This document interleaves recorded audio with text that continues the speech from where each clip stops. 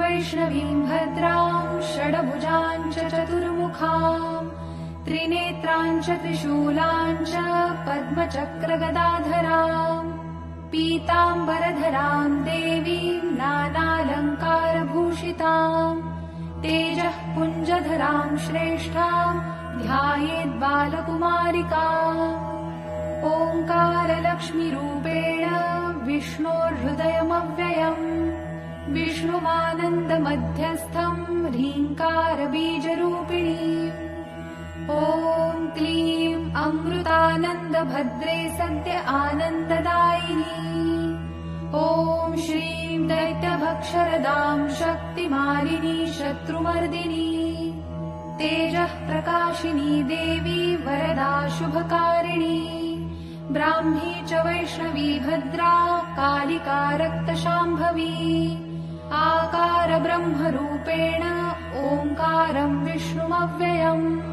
सिद्धिलक्ष्मी परालक्ष्मी लक्षलक्ष्मी नमोऽस्तु ते सूर्यकोटिप्रतीकाशं चन्द्रकोटिसमप्रभम्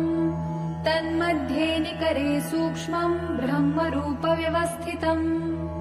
ओङ्कार परमानन्दं क्रियते सुखसम्पदा सर्वमङ्गलमाङ्गल्ये शिवे सर्वार्थसाधिके प्रथमे त्र्यम्बका गौरी द्वितीये वैष्णवी तथा तृतीये कमला प्रोक्ता चतुर्थे सुरसुन्दरी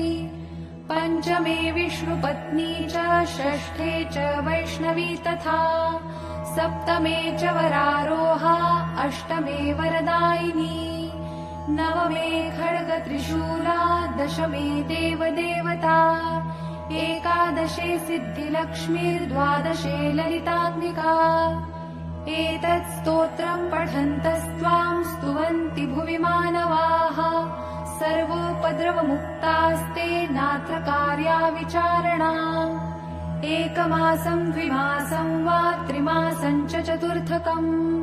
पञ्चमासं च षण्मासं त्रिकालं यः पठेन्नरः ब्राह्मणाः क्लेशतो दुःख दरिद्रा भयपीडिताः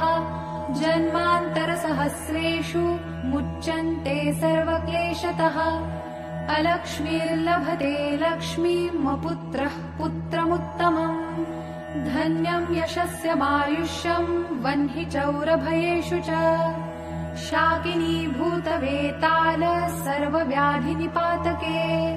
राजद्वारे महाघोरे सङ्ग्रामे रिपुसङ्कटे सभास्थाने श्मशाने च कारागे हारिबन्धने अशेषभयसम्प्राप्तौ सिद्धिलक्ष्मीं जपेन्नरः ईश्वरेण कृतं स्तोत्रं प्राणिनां हितकारणम् स्तुवन्ति ब्राह्मणा नित्यं दारिद्र्यं न च वर्धते या श्रीः पद्मवने कदम्बशिखरे राजगृहे कुञ्जरे श्वेते चाश्वयुते वृषे च युगले यज्ञे च यूपस्थिते शङ्खे देवकुले नरेन्द्रभवनी गङ्गातटे गोकुले सा श्रीस्तिष्ठतु सर्वदा मम गृहे भूयात् सदा निश्चला इति श्रीब्रह्माण्डपुराणे ईश्वरविष्णुसंवादे दारिद्र्यनाशनं सिद्धिलक्ष्मी स्तोत्रं सम्पूर्णम्।